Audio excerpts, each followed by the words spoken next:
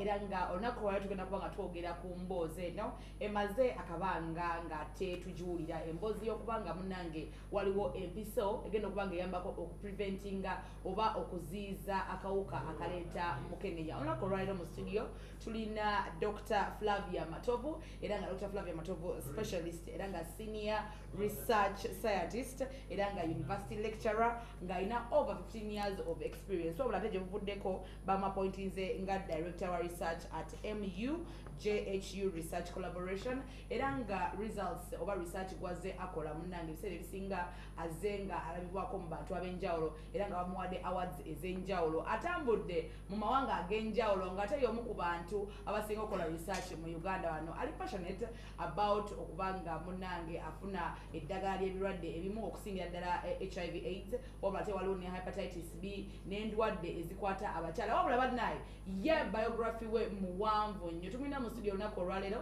era agenda kuba nga atunnyonnyola. Good morning, Dr. Flavia. Good morning, Evelyn. Your biography is too long. I couldn't just read it all. Bannaye nsaba byendeseeyo onyambe obigamba abantu. Webale kunkubira bulango. Obimazeeyo byonna. Bimazeeyo byonna. Nakulira okunoonyereza kuno. Yes. Wow. Kubayita Papas One. Papas One. Twakolera hano mu Uganda ne South Africa.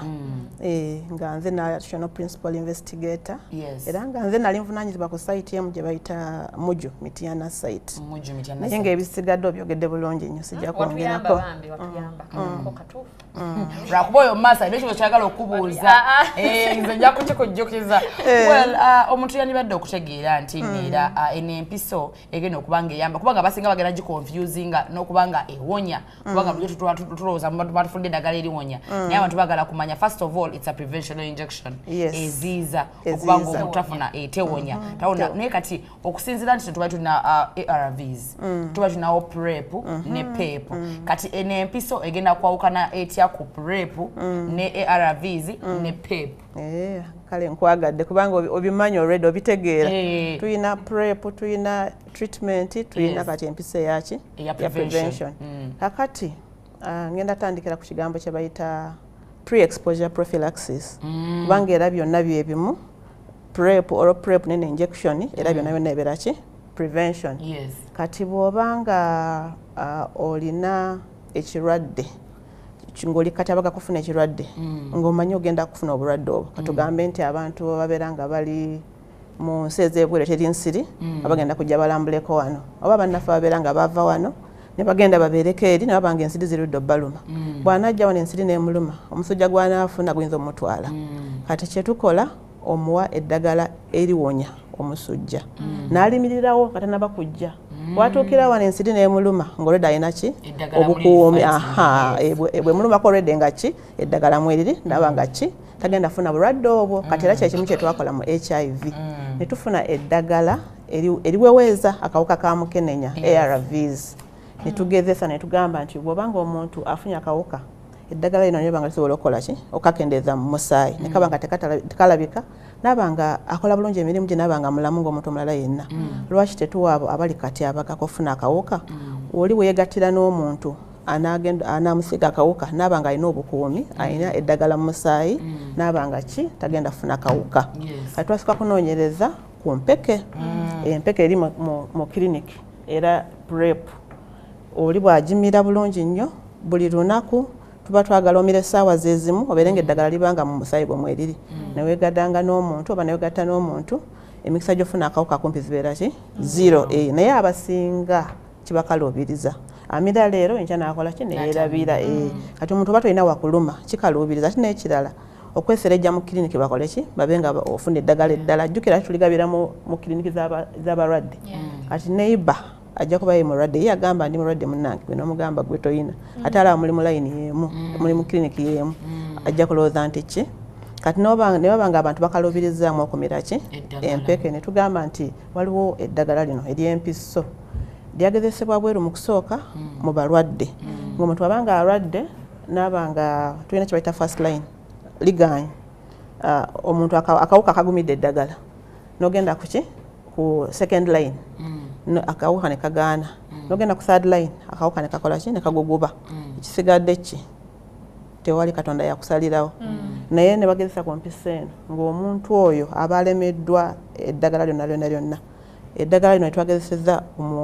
okulaba baliziyiza nga likendeeza akawuka mu musaayi omuntu n'abanga wakuba kumujja ku mugo gwa ntaana n'abanga ki nga ataasibwa akawuka ne kawulira eddagala ne kakendera mu musaayi naddamu n'aba mulamu nnyo. So mwali mukola experiment katono nnyo mwagezesa ku bantu already abalwadde kati empisa eno bagiyisa dda mu balwadde mu 2022 bagiyisa okukola ki okujjanjaba kiri kyengambye nti bw'obanga eddagala onoolikozesa okuziyiza olina okubanga already likola ki lijjanjaba kati ne baliisa ekitongole ekya Food and Drug Administration mu America ne liriisa era balikozesa mu nsi z'ebweru lenakapava naye baamutereka tomuwa muntu yenna kubanga last card omuntu nga bino ebirala biganye kati ne babanga bamulekedde abo babanga eddagala lyonna liganye asobola okukola ki okutaasibwa eddagala lino erya lenakapava kati oba lisobola okukola ennyo ne lijja omuntu ku mugo gw'entaana nga yina akawuka tuyita heavily treated experienced people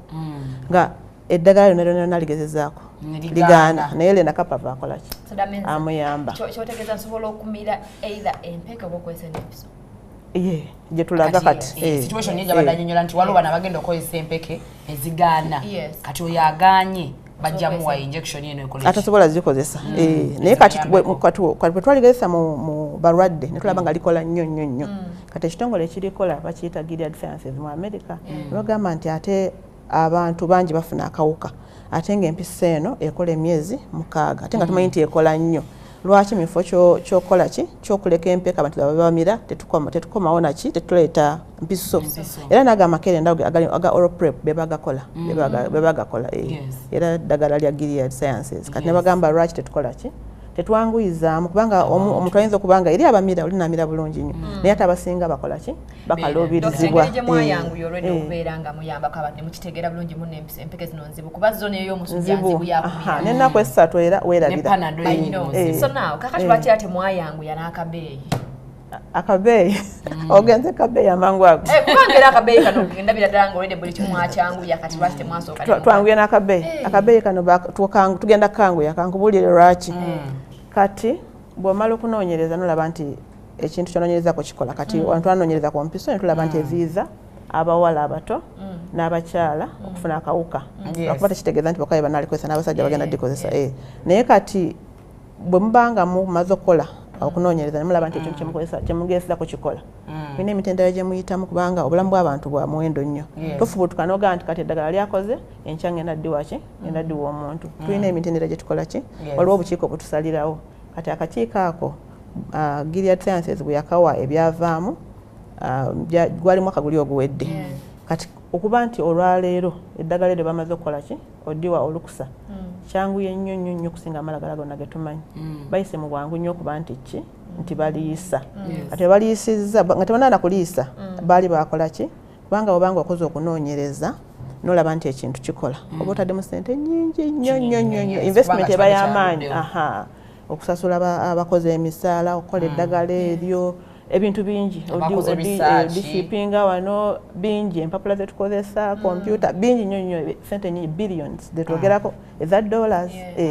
kakati okuba nti bataddemu nnyo nabo balina okuba nti bajjayo ku sente zebakoze eki zebataddemu kati beeyi egenda kubeera wagguluko eyo gye tulaba mu mawulire tebannaba kusetinga beeyi yaabwe ebyo by'abantu bamawulire naye nga era zijja kubanga ki nga nnyingi kyetumanyi kati bwe balaba nti zijja kuba nnyingi kuba ewaabwe balina insurance naye wano ewaffe abantu abasinga ne woba ogiyina jubiri egenda kusasulira sente zonna ezo tesobola babeera nawo business baba tebagenda kukola kikumalako kati kyebakola ne bafuna kyetuta generics oba ngenza ogula eddagala tugambe amoxil bagamba oyagala UK oba tukuwe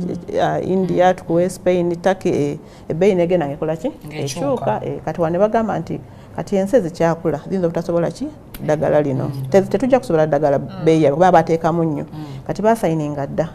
endagaano ne ba generic manufacturers 6 era ne bwogenda mu kutu Google n'oteekamu ojja kubafuna abo 6 be basayininga nabo naye nga ne FDA tenabakola ki kuwalukusa okwagezako kiri kyeŋŋambye nti okugezako okwanguya gwobuze ekibuzo ky'okwanguya kati basayininga dda ne generic manufacturers muka kuba bo tebateekamu nnyo mu research bakikwatidde wano ate bateeka ssente balabawo kubanga era omanyi nti ngenda teekawo ngenda kukola ki naye bw'oba ogezesa tomanyi nti oba eneekola kati wabawo risiki eyo bwe bateekoze nga billions za dollars ziyiika nga zifa kati bano already basanze kikoze ki kikoze kati bo kubanga basanze kikoze ate bali sure nti ssente zigenda kuvaayo kati beeyi yabagenda kubanga yaki ya wansi ddala okusinga eya Gilead brand drug kati generics zijja kubeera za ssente eza wansi naye nga bagenda kwanguya kubanga era ne generic ezo mutomuwa leero nti eddagala nteekamu kyonna kino muwa formula yo naaba nga agenda dikola balikola ne balitestinga ne waliwo ebitongole ebitwala ebyobuyinza ebitwala okukola nti quality ennungi biki era buli kimu kitwala ki ekintu ekirungi kitwala ku budde ne woba ofumba mmere okujja obulungi kitwala ku budde kakati bakyali mu process eyo naye kati Gilead yagambye nti egenda kutuwa ku brand ffe ab'ensi ezikyakulawe akawuka nkakyali kangi ensi 18 zibalonzeeyo nga ne Uganda mweri bagenda tuwa ku brand drug eyo tugigule ku ssente ensaamusaamu bano ze bandibadde batundirako kati bali nga bakola ki bwe beetereza kubanga bagattawaawo okuba nti eddagala lirabise naye ate bali tebanna bakubeera ki beetegefu kukola ki kulituwa kati nga Uganda yemu ku nsi ezo era nga tulaba tuli mu njogerezeganya ministry erina beeyogerezeganya nabo okulaba nti eddagala liri bakola ki balituusa ku bannayuganda omwaka ogujja nga tegunnaggwako si guno ogujja nga tegunnaggwako bitwalamu kabanga kubanga tulina National Drug Authority erina nayo okuyingirawo ekole ki yekeneenye ebyavuddemu registering ne ministry je training abantu tumanye nti tugenda diweerawo abantu beetegefu buli kintu kitwalamuko ku budde naye ne ssente zijja buzzi omuntu yandiyagadde okumanya nti n'empiso erina abantu balina okubibwa bali specific oba yenna alaba nti nno obulamu bw'essaawa yonna asobola okufuna akawuka asobola okugenda n'afuna n'empiso ndowooza buli muntu aba kati kasita obanga omuntu yeegatta olaba tinaye teegatta omuntu basobola okukola ki basobola omukwata n'afuna akawuka kati bannayuganda bajjumbidde nnyo amasimu galinga amasimu naddala abasajja nze kinsobedde abasajja basinga okuba amasimu eddagala liridda bane bwebeera mu Amerika bweba mu Amerika nze mbulira nja kulinnya genda balikole ki balifunireeyo balinkube naye nga eddagala ligenda kuba lya buli omu naye bwe libanga lizze tetumanyi ssente mmeka ze tugenda kufuna ministry zigenda kufuna ddagala lina balyenkanawa naye era oluusi mugamba nti katusookaani ani aliko obulaba okusinga abawala bano abato abakyala ab'embuto kuba omukyala bw'afuna n'omwana bajja kufuna naye nga sinze njogerera ekyo obaki ministry y'ebyobulamu yegenda okusalawo bwe libanga lingi buli omu asobola okufuna bwe libanga ttono tulina bannaffe n'ogamba nayo ne buba mulayini n'ogamba ono mukadde sookayo wali ojja kukoowa nnyo kati wano tugamba omwana omuto omuwala abakatandika abali mu mbeera embeera ebateeka mu katyabaga basookeyo oba ab'embuto naye nga ekyo si kyange nze tunoonyereza bali bakama baffe kati be basalawo ki ekikolebwa mu ggwanga tulina eddagala abantu abasinga lye bagamba ngamba naye covid olaba kasita ogenda ofuna gundi owira kamunguluza ate ofuna covid okola booti so amalagala bagafunanga ne batandika galina side effect kajjagala onyonyonyola ekineeno bwe tunaafuna kano akayiso tugenda kulwalamu tuge side effects obeerenga mwebakabakamuko oli wano ku shona ye nga bwebaka erina side effect nedda ekirungi kya epifeno bannange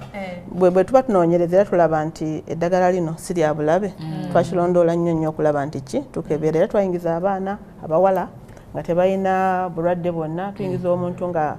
gwa mulamu nnyo tuleme kugamba nti oba empiso yekireese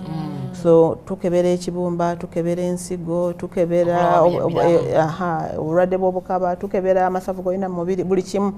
ne tukupima ne tulaba oyongerako weight oba oluzinga oba ki byonna tubiyekebejja efe abaana bonna be twagoberera tetwalaba kintu kyabulabe kyonna naye lwakuba nti nga twazoba kuba empiso eddagala liri safe nnyo si lya bulabe bino simanyi omutwe gunnuma nti ate ngenda kulya nyabamu eddagala liriisaani obamu appetite neefa nedda tetukirabye kuki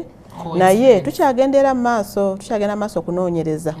kuba kati bwe twamanya nti eddagala likola abawala bonna be tukolako n'abakyala waliwo ne study gye lwakola endala eri mu bweru eyo America Brazil South Africa nga yo abasajja begati n'abasajja bannaabwe bayira be basinza ekizibu ky'akawuka abasajja begati n'abasajja bannaabwe musize ebweru be basinza akawuka kati malinnya yakudda ku kiri kitubadde tugamba nti nti kati tukyagenda maaso okunoonyereza okulaba nti eddagala siri abulabe era nti kati wano tetulina muntu yafuna kawuka mu kunoonyereza era ne babanga baliruddeko teri anafuna kawuka obanga oli aluddemu okujja n'abanga abadde alina kujja leero najja nga wayisewo omwezi era tafuna kawuka lisigalamuko omusaayi bwekityo era tukyanoonyereza naye era tunalabayo ki bulabe bonna ku ddagala lino mpozi nga bweri empiso bwera bwe bakubako kayiso bwoti era olumizibwamuko kati abaana abo balumizibwamuko naye era nga si kyekiri awo nti ki kubanga oli muntu olina okulumizibwa abamu abeeru bwebakuba obanga ono oyinza okulunguulamuko kubanga kale eraga abamu fe yaffe teraga naye kati teraga nti oba wafuuse wamyufu omyuse bakubye nnyo so kati bwebwa opportunity obutaabulamu era niwogenda ne bakuba empiso ya kabooto nga bakujjako omusaayi era olunguulamuko era olumizibwamuko Dokita abasinga kuffe nga tugenda okwegatta n'abantu n'emisenga tunakuba nga tukale nga wakamulaba ogenda kwegatta naye musooka ne muyita ka clinic wali mugulayo bu self test kati njagala kumanya nti neddagala nange nsobola okuli ordering nga we ordering emmere nentukako ewaka nenkekuba ewaka oba mba nagenda mu ddwaliro ebakankuba kibuuzo kirungi nnyo ekyo kakati tulabye nga naddala kati nga sente zikendedde ziva ebweru mu America tuyinza otuuka waawo naye kati kuba eddagala likyali ppya tugenda sookera okuba nti kyetumanyi nti ffe tuli kuba abasawo naye kati ogamba nti kati omuntu bagenda mukubira waka kiba kirungi nnyo kisevinga obudde bw'abasawo naawe obudde bw'okuba nti ojja mu ddwaliro biba bingi ebiba bikola ki ebiyitawo amangu awo kiba kiyamba buli omu naye kati okwata era kuba kunoonyereza mu busawo tetukola kintu nga ki tetunoonyereza kati bwe tulabye nti empisa ekoze kati kyetugenda okuddamu okunoonyerezaako tugenda gigaba tutya kyekisinga tugiteeke mu kiriniki tugiteeke mu famasi abantu beekuba awaka kati okuna kujja kuba kunoonyereza tugambe nti abantu beekuba empiso bokkeeka kikola bulungi osinga ki tulage nti bakisevinga obudde nti oba abantu baba bangi abajjumbira kubanga bitagenda kubeera mu layini so kati okuna kuba kunoonyereza kula naye kati kyetulina kyetumanyi nti ogenda kujja mu ddwaliro tukube ki empisa eyo ninga awo tujja tuukayo gye bujja wagenda beerawo monitoring ng'omaze okunkuba akayiso bwe tukuba akayiso kati mu kunoonyereza kwe tukola tusooka n'obeerawo eddakiika 3 netusooka netukola ki otulakawo ddakiika 3 nga tumaze okukuba netulaba nti oli ki oli bulungi naye mu bonna bonna betukubye empisa oba meka zetukubye tufunyeyo omuntu nti oba emukoze bubi nti oba akoze eki nga ndiwamu ne sweet bebe wali eri fena tuze bebi aliwa yana gwembeera naye boyfriend wange gwembeera nagwe katuze fenna mu ddwaliro otugaye blood soko tulekawo eddakiika 3 tusooke tubala mbadde manyi okubalumu kali effective mbadde manyi kali effective kali effective naye otulakawo ddakiika 3 netulaba nti oli bulungi n'otambula n'ogenda kati kubadde kunoonyereza jjukira era tukyanoonyereza tujja tuka ekiseera tugambe tukube yimuka ogende bwobanga owulira bulungi lwaki oba obeerawe naye kati tubadde tubadde tunoonyereza twagala tubawo ekintu nga tugambe nti edda empisa eno ki terina bulabe nga tukakasiza ddala si muntu kumukuba natuka mu takisi n'akola ki n'azirika naye kati mu kunoonyereza kuno tubadde tujja kuba ddakiika ki kati era bye tugambye tulina okunoonyereza ku buli kimu kati era tujja kunoonyereza tugambe nti omuntu bwe tumukuba n'atambulirawo oba bwe tumukuba n'akola ki kati tulina abantu abatulimba mbonze ndi mulamu tulaba sikulabikira ng'omulamu kati nga nimbye nti mulamu naye nga nange muli mutima nkimanyi ndi mulamu kati netugamba katugende twekubye n'empiso yaki ya prevention kati nga tonaba kunkuba mpiso waliwo kebusooko tukolako ne musooka ne mutukebere batuli negative ennyo kati munaatuteekamu n'empiso ennyo tosobola kuba muntu mpiso ya prevention oba n'empeka eno n'ogimuwa nga tomaze kakasa nti ki nti talina kawuka era abawala bajjanga okwetaba mu kunoonyereza tusooka kakasa talina kawuka omukebera n'amalira n'akomawoko n'omanya nti ki talina kawuka jjukira yali abadde research awo tuba twekenneenya nnyo singa wano nga tumaze okulaba nti n'okikola naye era nga omuntu olina okuba prevention kati bwe kuba olwedde nga olina akawuka awo kiba tekigasa mba nnyo n'onaddagala ate n'ekirala oyinza okuba nga oyinza okuleetawo ne resistance omuntu olwedda ki olwedde omuntu yalwala dda obadde oyogera nnyo ng'oyogera ku bawala mwazi kwera nnyo ku bawala lwaki temwagatta nnyo abawala abo ne muba kusootinga lumu nekiggwa ntegeeza ki ekibuuzo kyo ntegeeza ki kati engeri gye muntu yambyako nemu netukafuna ne mugattamu n'olubuto olubuto olumu obutafuna lubuto nekiggwa lumu kati ntegeeza ki mbolo mba maze lumu siga kubonaabona neeraliikidde kati siriimu musootinze olubuto ndusootinze mind ye eringa ya scientist engeri gy'olowoozaamu ekyo ekibuuzo kibaddewo era abantu bakyagala nnyo bagamba lwaki abo ate abawala batya embuto singa siriimu okimanyi kasita omugamba nti kano tekatujja funa lubuto ajja kati awo noba nga oyisaawo neki prevention yo n'aba nga tafuna kawuka naye okwera kunoonyereza abantu bakyakuba kyo kyetuyita mouth prevention technology babikolako okulaba nti ki tugatte omuntu okuba nga tafuna kawuka tafuna lubuto tafuna nandwadde za bukaba ezijjirako okunoonyereza kugenda mu maaso naye nga ekibuuzo kirungi nnyo bwe tulituukaawo tulijaguza naye tuli basanyufu naye nga kati era bw'ojjaawo omuwala wabazze okufuna empiso ye kigenda twanguira nnyo kubanga abasinga bagalira mpiso za family planning kati era awo omuwaki omukuba empiso ye n'aba nga tagendedde awo okufuna lubuto mu kaseera ke kamu n'omukuba empiso eno n'omukuba n'eri. So kati doctor bwemala okumpa eno injection yange netubeerawo eddakiika 3 netumaliza tusobola okugenda ewaka nekigwa waka nga kiggwa naye kati nagana asatu okubadde mu kunoonya so ogenderawo ewaka netwegatta nemwegatta kati nedda musobola okugenda naye kati tukola bwe tuti bw'oba ozze ne tukebera nti olina kawuka tugenda okukuba ki empiso ne tukuba empiso tukuwayo ku bukerenda obugenda okukavaringa kaawo obugenda okukavaringa kaawo nnaku just 2 lena kapava ono waliwo ka tablet kaayo akaweke kaayo tukuwa akaweke okwolwo lwennyini nyini lwe tukuba empiso n'enkeera nomera yakaweke kamu awo simbula kati soka ninamu ennaku 2 okozesa ku kondomu okozesa ku kondomu olowooza kakola nga mpiso manya nga gondi nga kanene akaziiza gondi olubuto mala manyi nti nosobola okukamirirawo kati kankubulira kaziiza olubuto kamala ennaku ezo kubanga spamu eba ekyatambula tonadufuna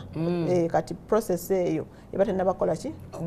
kugenda mu maaso kyova olaba nti osobola okumira nti ki kati noba nga osobola okwegatta bwewegatta tolufunirawo olubuto era kitwalako ennaku nga 3 noba nga ki eggi lituuse neryegatta ne spamu yegatta neggi naye kati wano bwobanga akawuka omuntu agenda kakusiiga tugamba lindako kozesa ku kondomu awo then olindeko naye kati yako nakati era nakujja kuba kunoonyereza tugambe nti kati omuntu bwaba kuba bajja kujja bagambe nze saazikozesa ati era tebafuna tebazikozesa era tebafuna naye nga ffe ebiragiro tubadde mu research omuntu omuwayo kakerenda namirako n'enkya nomugamba okozesa ku kondomu. Dr. omuntu omu yekka asobola okakola tugeze nyina partner wange nze bwe neekuba akayiso nze mba neziyiza kati oli ye waba takeekubye kikola kitya gwe togenda kufuna bw'abanga alina gwe wekka nga tenaye tayina tajja kufuna bw'abanga alina gy'ayitira era ajja kufuna nze nzaba yeetaasiza nze kati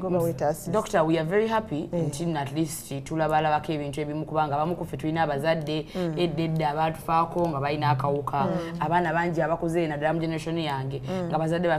baabwe bafiiramu egyo emirembe akawuka kali kabattira ennyo so omwana ngaali eyo aba asobola okulaba eno progress nti nno ebeera nnungi nnyo naye kati ssaawa zino nga Uganda n'ensi endala globally future ki gye tulina enaabeerawo nga bonagamba nti omutwe gunuma ngenamira panado ewone instantly future ki gye tulina eya HIV nti tugenda kufuna eddagala omuntu abeere ng'awonerawo nti akafunye nti ye kati mira ddagala lino babira kuwota mu kumala wiiki ogenda kuba owonye era kuba bulungi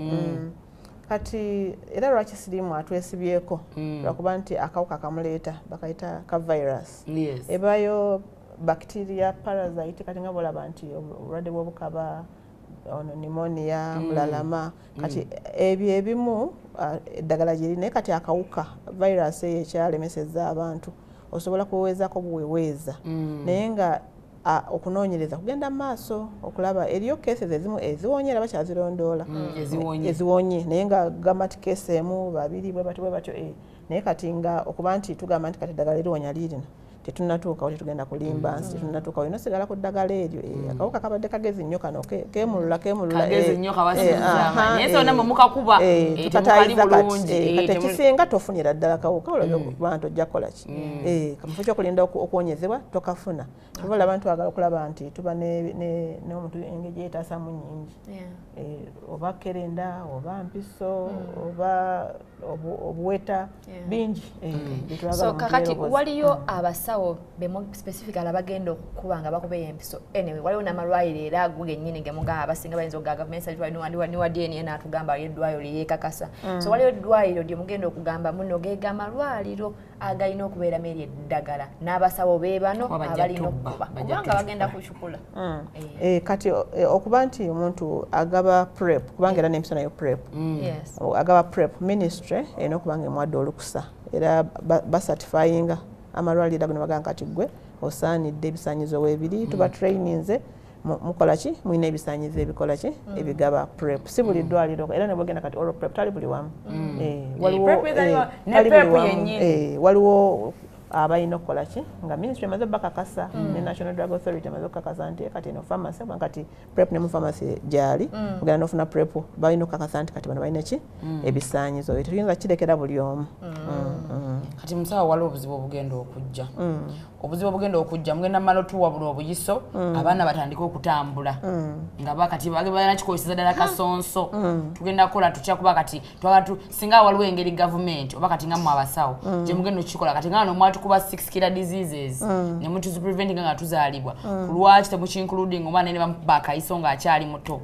okuviira ddala buto napreventing ebirwadde byonna omulundi gumu ebiro ebya HIV neka HIV ne bakamukuba wana kayiso kabatukuba nga tukyali bato kati fe tuna wano kamaka ne baganda baffe baba tebabwina neka takataka kayiso ke mwatukubanga wano lwaki naffe ne mukuzaala abana bitugenda ozaala tembakuba obuyiso na ng'akyali muto kubanga tomanyi munaye bayinza omurape nga rape cases nazo tuzimulira. Kakati ebintu bibiri ekisooka eddagala lyebakuba ng'oli mwana muto eba vaccination oba immunization kyawukanako ku ki ku PrEP kati bakuwa vaccine tugambe measles polio ebyo bwe bityo hepatitis B kati engeri gye eddagala lye likolamu bwe balikuba nga lireeta kye bayita antibodies oba abasirikale abalwanyisa ki obulwadde bakuba akayiso kama bubiri noba nga kumpi obulambo bwonna abasirikale bomweki mwebali kati bwobanga omuntu azze nga alina measles oba newegata omuntu nga alina hepatitis nga togenda kufuna kubanga ki olina abasirikale abo PrEP si bwakola taleeta abasirikale mu mubiri gwo eddagala lyennyini eriyingira mu mubiri gwo era kyovola ntugamba buli myezi mukaaga ogenda kukola ki kufuna empisa eno nti bweba ng'eweddemu ogenda kukola ki kufuna akawuka ojja kafuna obanga oli kati abaga obanga wegasa n'omuntu akayina kati kirikyo kirina engeri gikikuleetenga obanga obwongo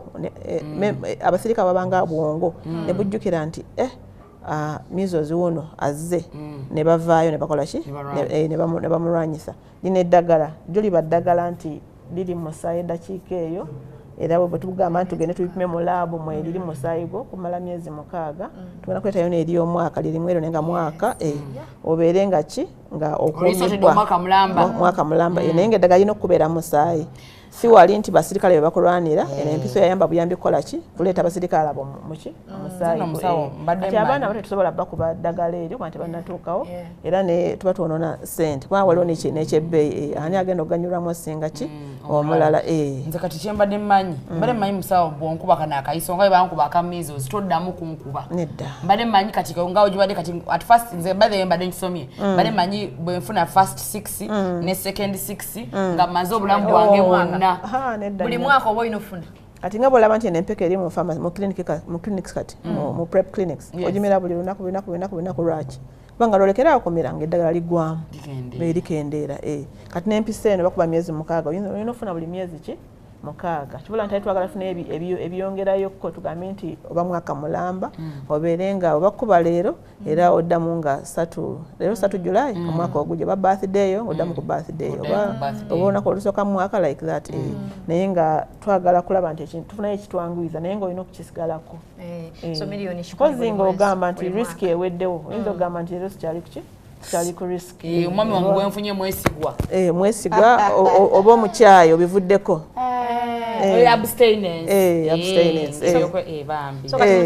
waliwo emyaka egiri awo gyogamba gino emyaka tegikirizibwa kugira kano akawuka abamu of course tuli ku gundi ya Uganda 18 so from 18 kudda kwabiri 3 tukirizibwa oba naffe 15 naffe tusobola because abaana atandika okwegattanga bali ku myaka 15 abantu begatta bakyali bato kati kiri kityawo kakati ekitongole ekitwala ebyemmere n'eddagala mu nsi yonna Food and Drug Administration mu America kyadde kiyisa eddagala lino tekyagambye nti abantu abalina kilo 35 n'okukola ki weight kwegamba abantu abakulu abalina kira 35 kati kyovola abantu gambye nti biki bigenda twala ki process obudde kati ministry ino tulegambye nti abe community tubawe oba nedda kubanga babufuna nenze nga ndowooza lwaki tomuwa kubanga aliki ali ku risk era kati n'abaana era tubawa abawala abato era bafuna oral prep bamufuna kasitoba nga weight ekola ki emakinga ab'obuyinza kye bagambye so kati abaana abo bajja qualifyinga bulungi okukola ki okufuna eddagala lino kitegeeza musawo waliwo abantu abamira prep buli kanaku ennyo nakeera ku makya nagamba leero ngenda mira prep ekyo mbadde sikimanyi tokimanyi mbadde sikimanyi ekyo mbadde mmanyi nti no prep ngenda kumumira katugeze nkyawe ngenda kwegata ne Paul nentegera mbu enkya ngenda gendayo ewuwe ne mumira leero nze kyembadde mmanyi ekyo tuyita on demand prep oli wabanga risk yagimanyi nti eriwo kaseera bwe kati osobola okumira nga ogenda nnaku 2 nga tonnaba nennaku 2 nga ki n'ekiseera ekyo kyoli mu katyabaga n'ennaku 2 nga omaze okukola ki okubeera mu katyabaga noba nga oli protected mu kaseera ako n'obivaako naye abasinga abeetaaga prep abaana abali mu baala kasitoma ajja bakusasula ku mwami ku kasitoma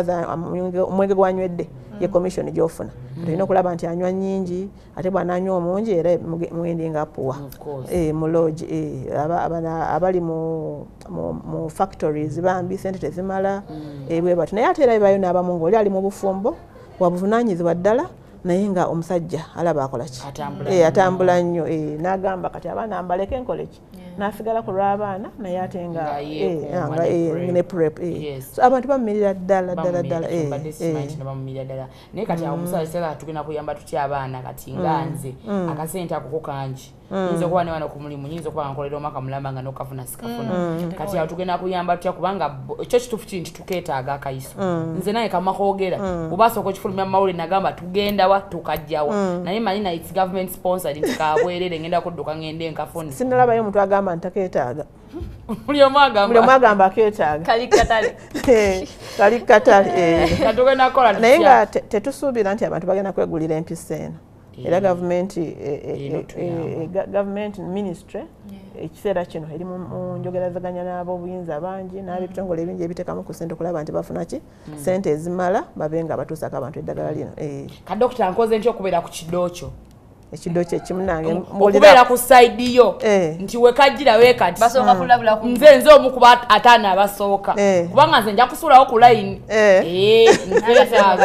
okeetaaga anti agaye tetugenda kusobola gavumenti eri okubanga eyogazira n'abantu ab'enjawulo ebitongole bijja kujja bituyambeko okufuna kati nze munnange gy'oddukidde nze omulimu gwange guwedde gukoma wano nange ne bwe mba nkaagala nyina okukola ki nyina genda mu layini kati ministry ekola ki tukiwaddeyo kati ministry Uganda AIDS Commission, Ministry of Health, National Drug Authority betukwasizza ki buli omu aba ne paati ye eyaffe ewedde kati bano be bagenda okukola ki okweyongerayo naye nga tuba amateeka gabeerawo era ebiwandiiko bibeerawo nga tuli free and fair bw'obanga okeetaaga muli bawala bato mbalaba muli bawala bato nnyo mwe mugenda osooka ku layini era nze akolubuto bwe kanajjanga kali mixed byonna nja kusiibule musawo tweyanza nnyo tukyayirako kale mwebale nnyo okunkyaza Winnie ne Success Winnie ne Evelyn mwebale nnyo okunkyaza ku makya ga leero batuwuliriza batulaba twebazizza nnyo twakadde kamwe tuli basanyufu nnyo okuba ntufunye empiso omuntu gyafuna emirundi 2 gyokka mu mwaka neziyiza okufuna akawuka ka mukenenya neyagala era tusuubira nti gye bujja n'empisa egenda kujja mu kiseera ekitali kyewala nnyo mwaka nga gumu tujja kuba tufuna empisa eno era nga ab'obuyinza Ministry of Health ejja kubanga etuusaako empisa eno mwebale nnyo tweyanziza nnyo nkimanyi confirmation magende mukeetaaga mullo era nga njagala kutegeeza nti mukwano mukafunye sofa kati bwe binaatuuka bwe bitugenda kubategeeza mutandikire